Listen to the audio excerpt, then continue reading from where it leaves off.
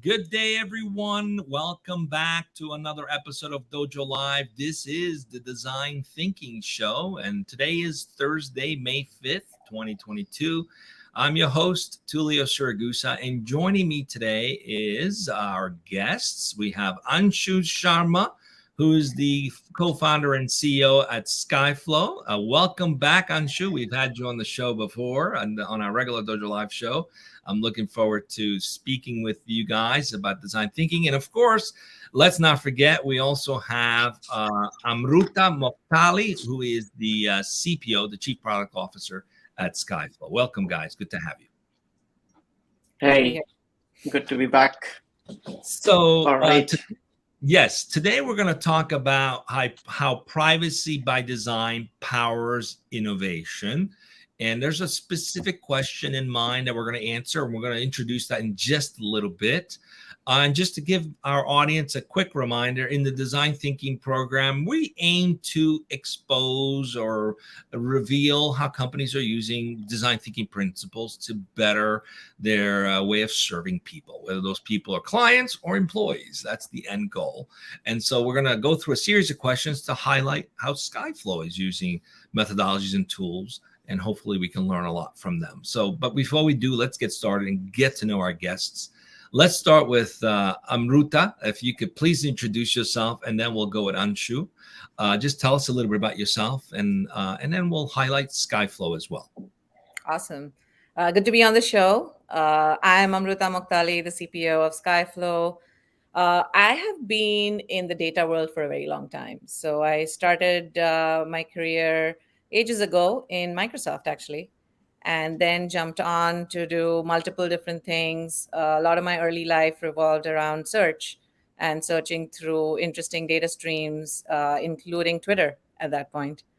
And then I moved on to spend some time working on interesting platform and SaaS products in the data world in Salesforce. Einstein, the AI, how we can create unbiased operational design and operationalizing all the AI.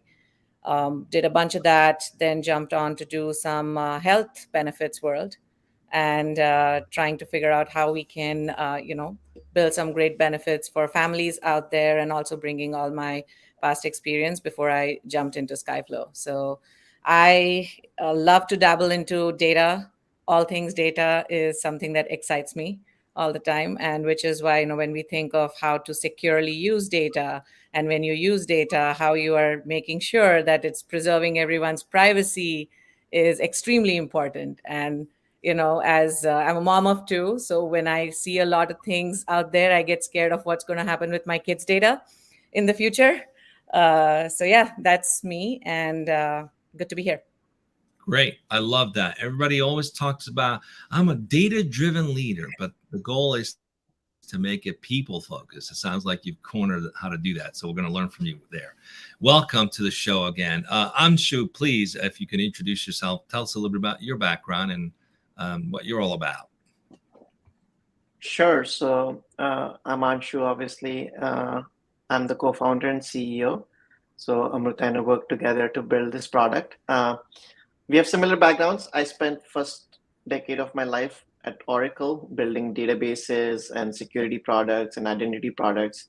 Then I spent most of the second decade of my career at Salesforce building the Salesforce platform, which included things like customer data management, customer data security, customer data privacy. And what I learned through that process was that whole space is broken, and there are lots and lots and lots of tools that you can buy to try and fix one problem at a time. It's kind of like, buying an old house and trying to fix leaks by buying, duct tape, and you fix it in one place, it leaks from another, you go another place, it leaks from another. And after leaving Salesforce, I became a venture capitalist, invested in a bunch of companies like Mercado, Algolia, and others who done exceptionally well.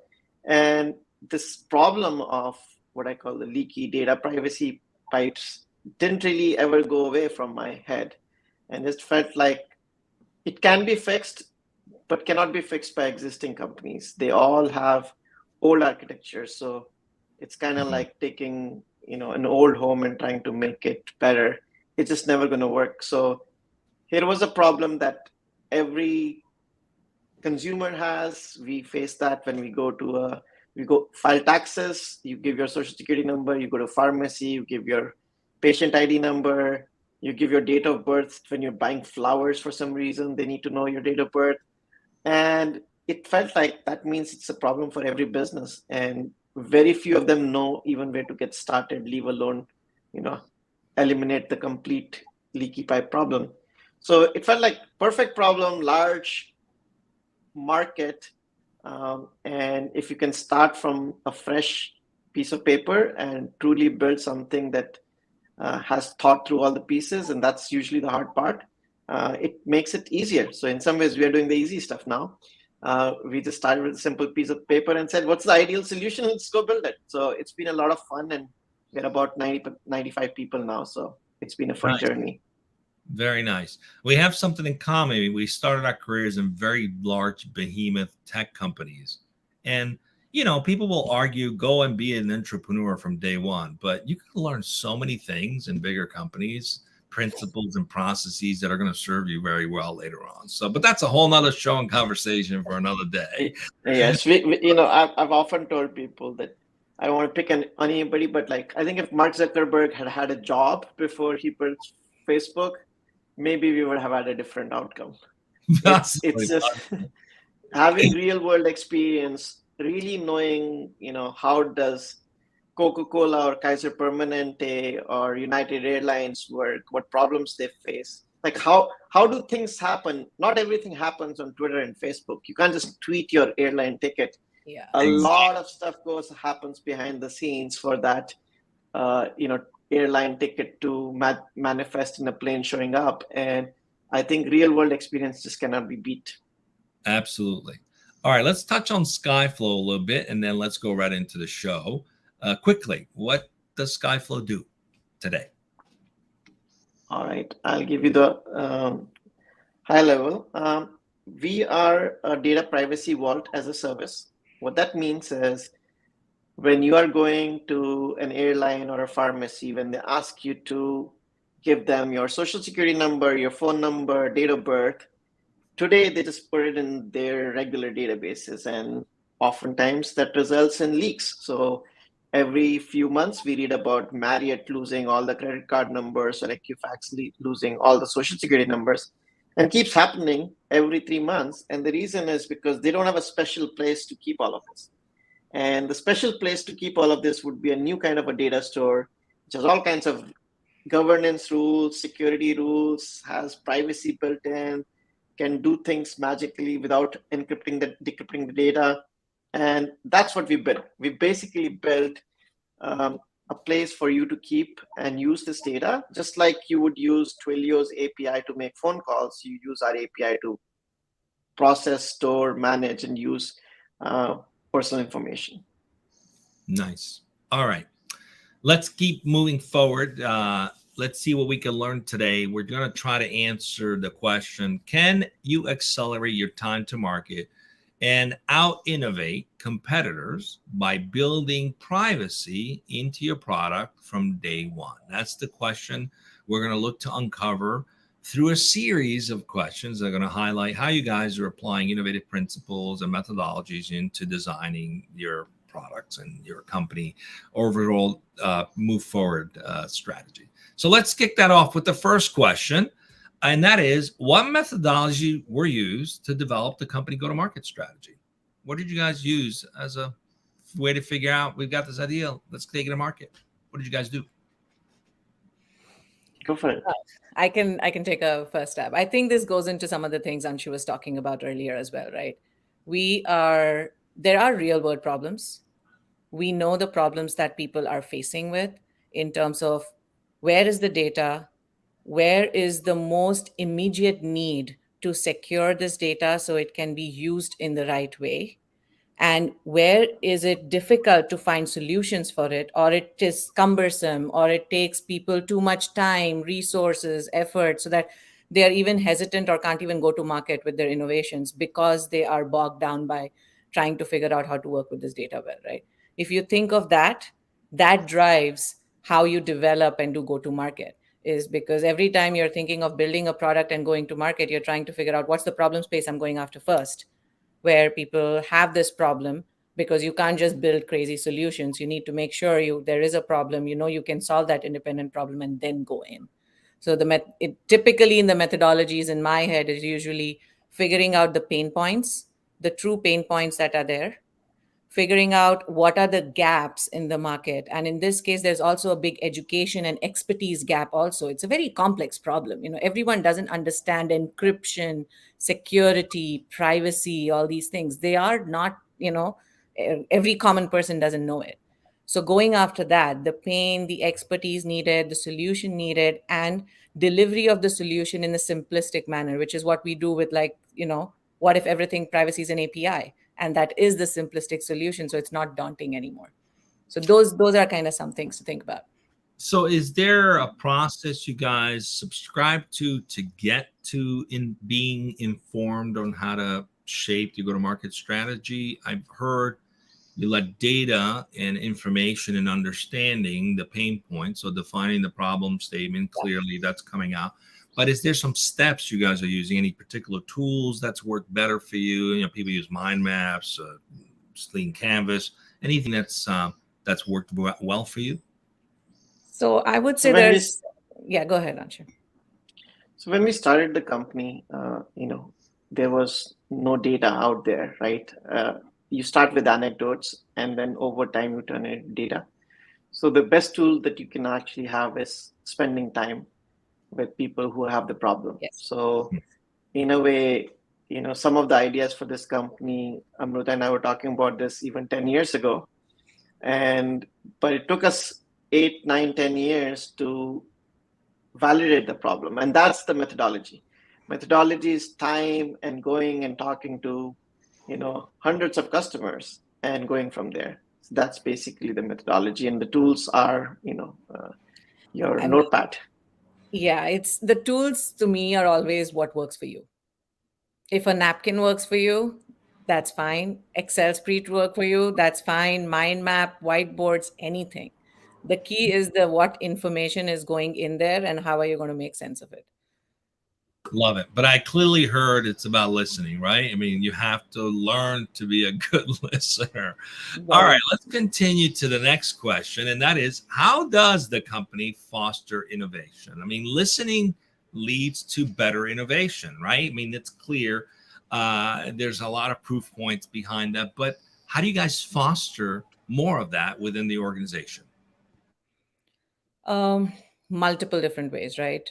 The biggest thing comes from customers, prospects, just listening all the time, talking to people, seeing what's going on. Even if you go on the conference floor, sometimes you talk to your friends. We don't go to coffee shops that much anymore, but, conversing with everyone and taking that in, and then figuring out again, what are some cool things we can do?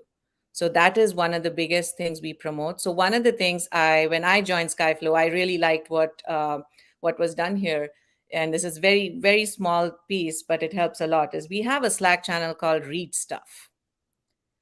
And what that's about is people who just hear interesting things out there. Because in the remote world, we are not meeting in the kitchen, we are not having coffee. So how do you share ideas? Hey, I heard about this interesting thing, and we share it there. Right? It's open to the whole company. And this is how it's like one piece is listening from the pain points of the customers. And this is another channel where we are listening on all the different innovations that are happening. So it basically makes people mix the two together in the day-to-day life. So that's just one anecdote, I'd say. Love it. Sounds as though listening still plays a big role, whether you're listening to clients or listening internally. You're paying attention and giving people a voice. That's what I'm hearing. Yeah, because we have extremely, extremely smart people in the company. Right. So, when you have that, you just give them something and it sparks insane amount of ideas, thoughts, and innovation in their head. So exactly. All you have to do is seed it. It's like, if you're a plant person, it's like all the things you give to your plant, you do the sprays and stuff. That's all you need to do. And it just happens. Right. Yeah. Amrita and I are playing Leonardo DiCaprio in Inception. So our job is to incept ideas and then, Right. just sit there and watch as products unfold. Right. All right. So let's take that to the next question. You're listening to clients, you're listening to employees, you're innovating based on those learnings, you're applying principles and data to inform those learning. But how do you go about designing processes in support of delivering end user value? So what do you do with all this information and translate it into value? How do you guys actually take that and translate it into value?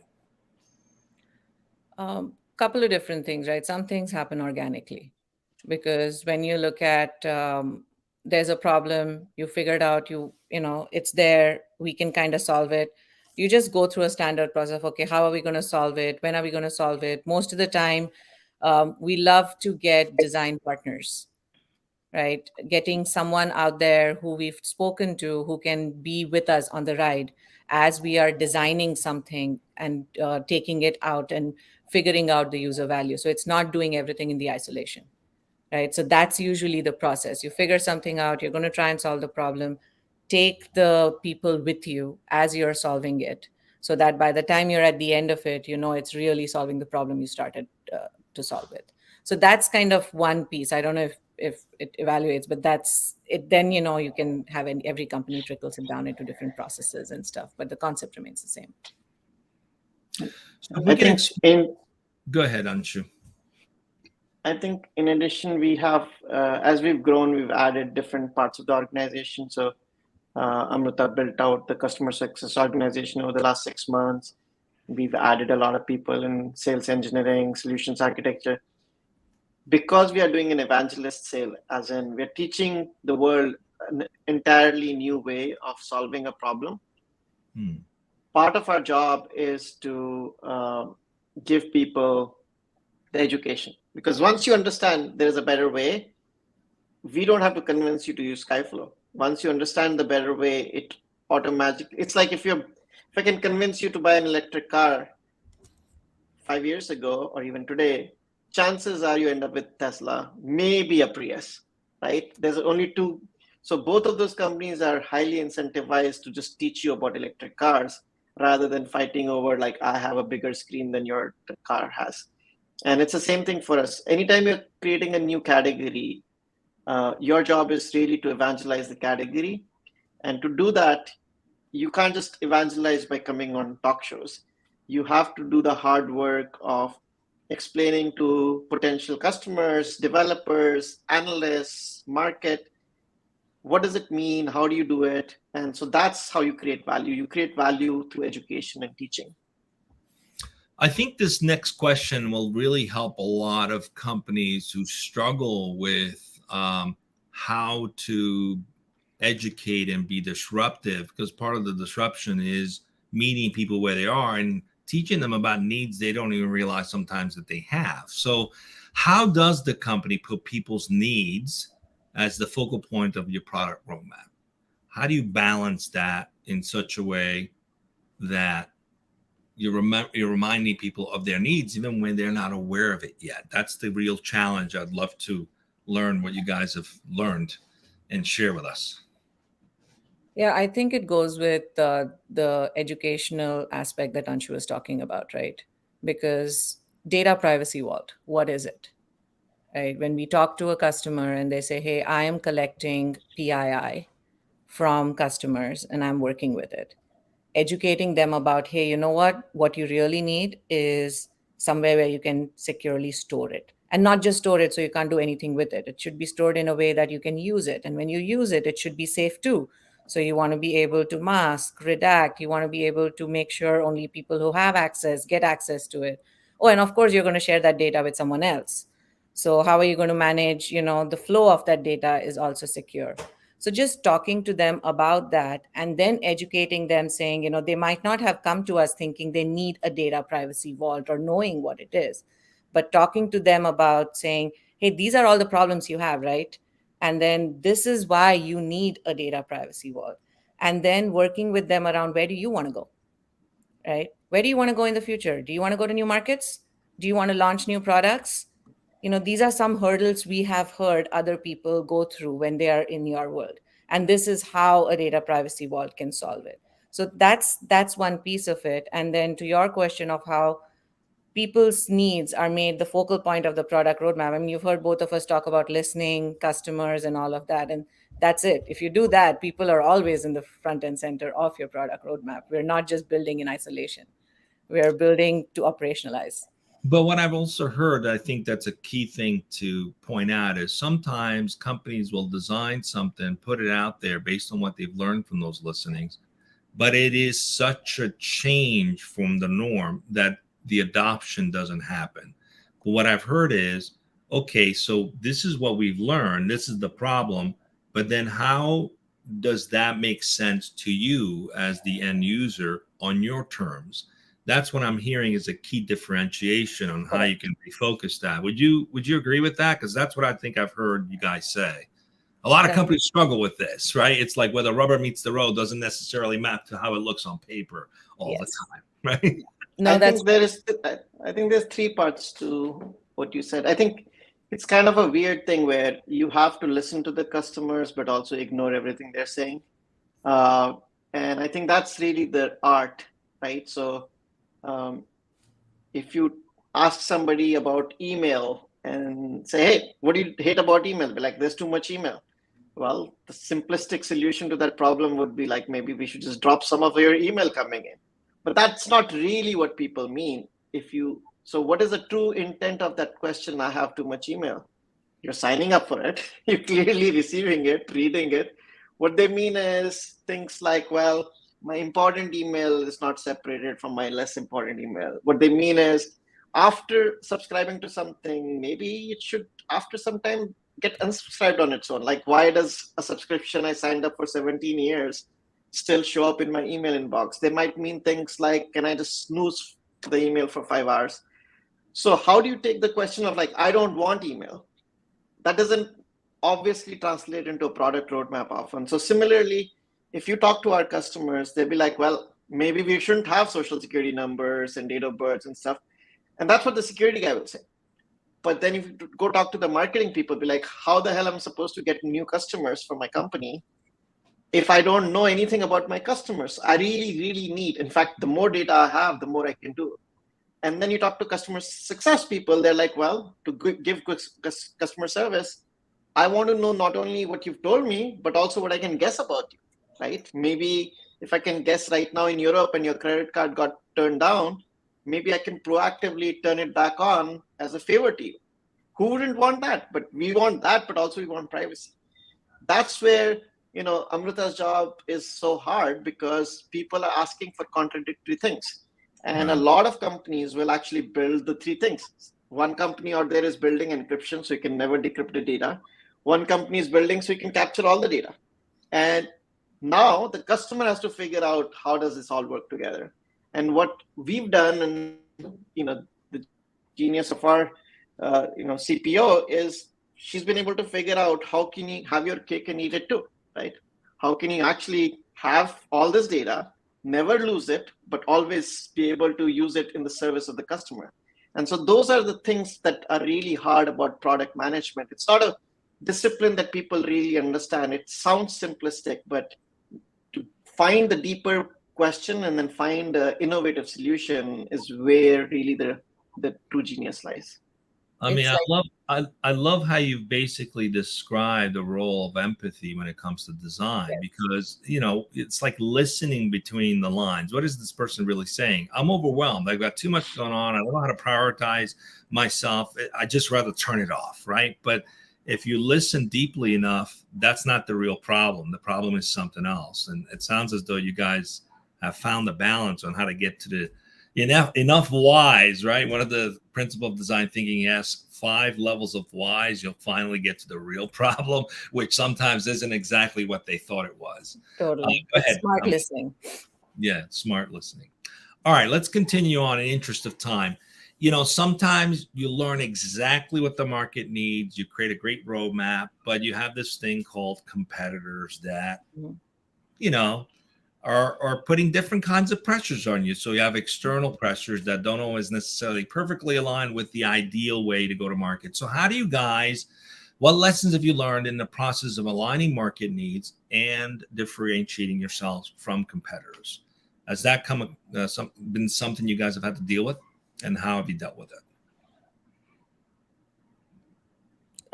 I look at competitors. I love competitors. It's weird when people hear me say that. I just love competitors. When you're in a startup, when you're built a great product, and then after you've built and you start selling it, you start seeing competitors. It's validation, right? That's kind of how I've already created an amazing product, and people want to do what I've done, and that's a great validation. So I look at competitors as an awesome thing. It's we need it in the market. There should be there. It makes us, get better all the time. I think in terms of your question on aligning market needs and differentiating with competitors, we are always looking to at least in Skyflow, right? We have a core IP.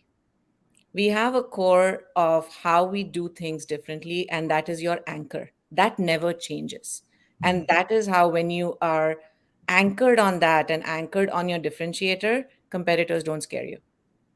And that's probably the simplest way I can answer it is I'm not going to let go of my differentiating anchor that we start the company's foundation on and get distracted by all these several things you're doing. Make sure your anchor is strong, and then nothing will happen.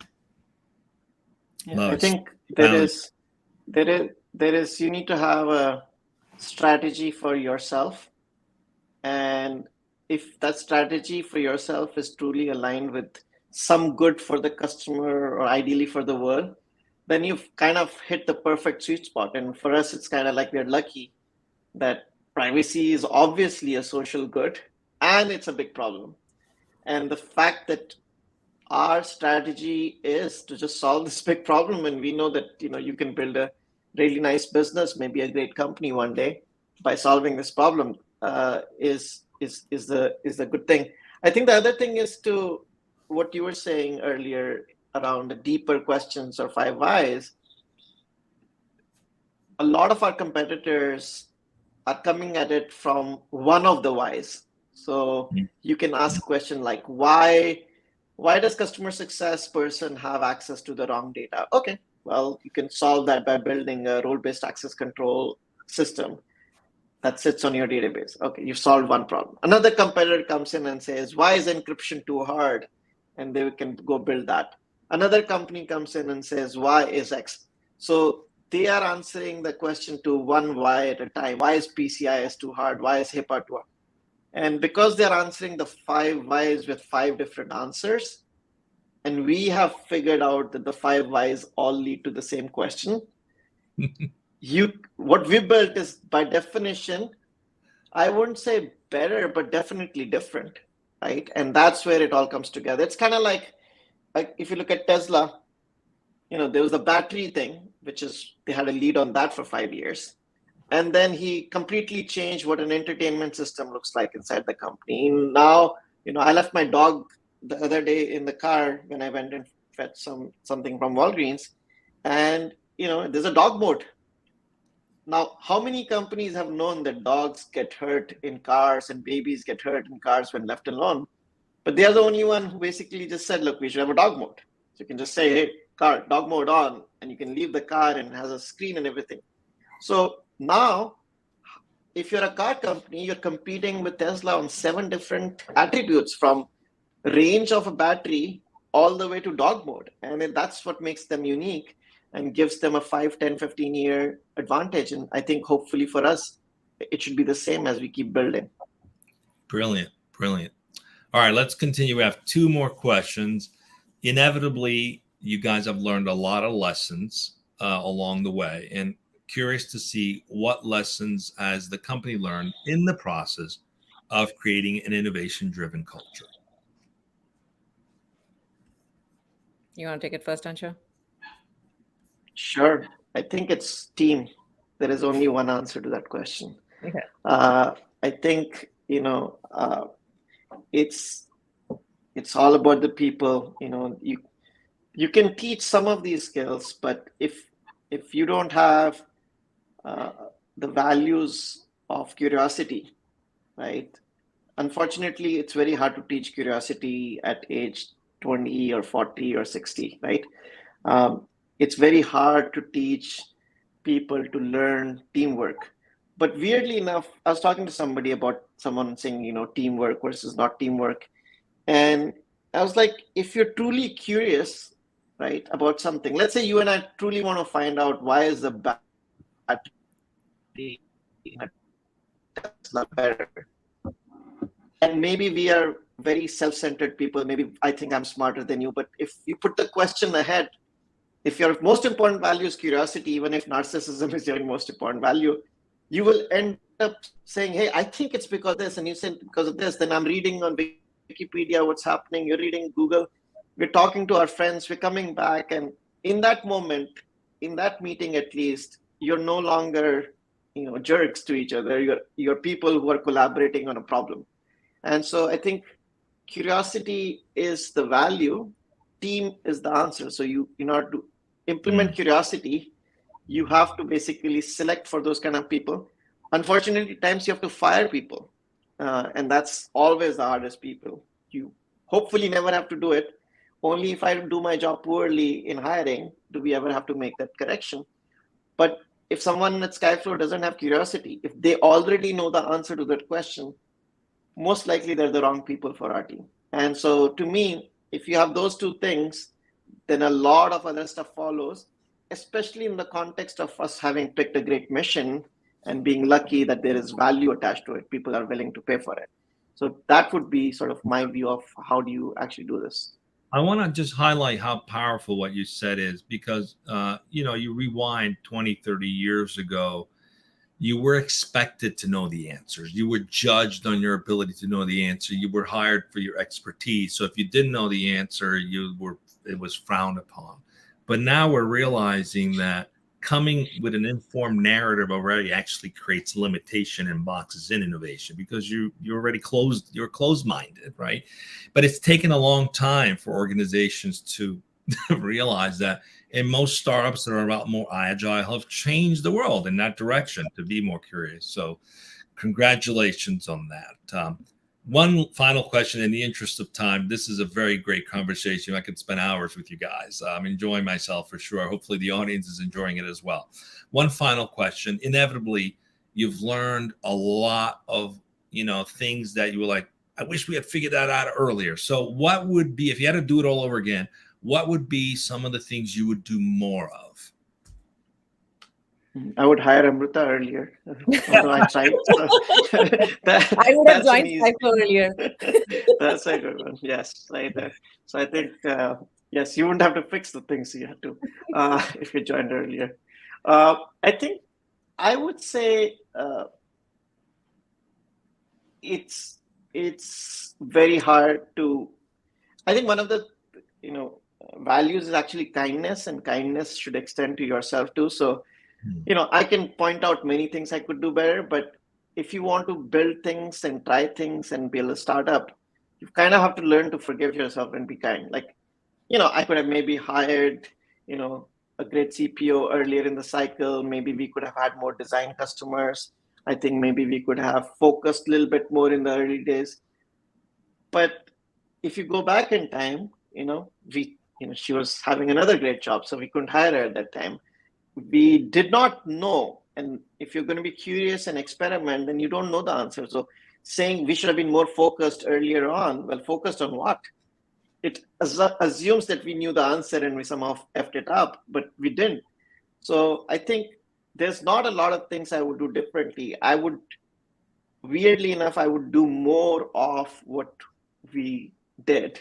So focus even more on team, focus even more on curiosity, and just doing the right thing. I think doing the right thing when something else is super hot, I think is sort of actually the hardest thing to do. So I would do more of that. Amrita? Yeah, I will double down on a couple of things. And I always say, lessons learned are doing, it's weird, making more small mistakes. Because the most you learn is from your mistakes more than your successes. So not being scared to take the wrong turns and doing a little more of those in a smaller scale, of course, because you can't do too many big ones. But not getting afraid of it. I think that's it. Like, it's okay. Let's just go back and do more of the same, more mistakes, more small mistakes, learn from them, shape yourself, and keep going. Thank you both. I've enjoyed speaking with you. And let's see if I can recap what we've learned today. The key thing is listen. Definitely look for ways to use empathy to read between the lines, to understand what it is that people are saying. Be curious, work as a team, practice kindness. And finally, I think what I heard is that you should also be in an environment where you're willing to take risks and make mistakes. Yep. So thanks for being with us today, for joining us. This is the last show for this week. We had a show scheduled at noon that got postponed, but come back Monday at 12 o'clock Pacific as we do the recap show. We're going to recap 3 shows that we had this week. Until then, stay safe. We'll announce all the shows on Monday at 12 o'clock Pacific. Thank you for being with us again today. Just stay with me as we go off the air in just a second. Be well, everyone. Thank you.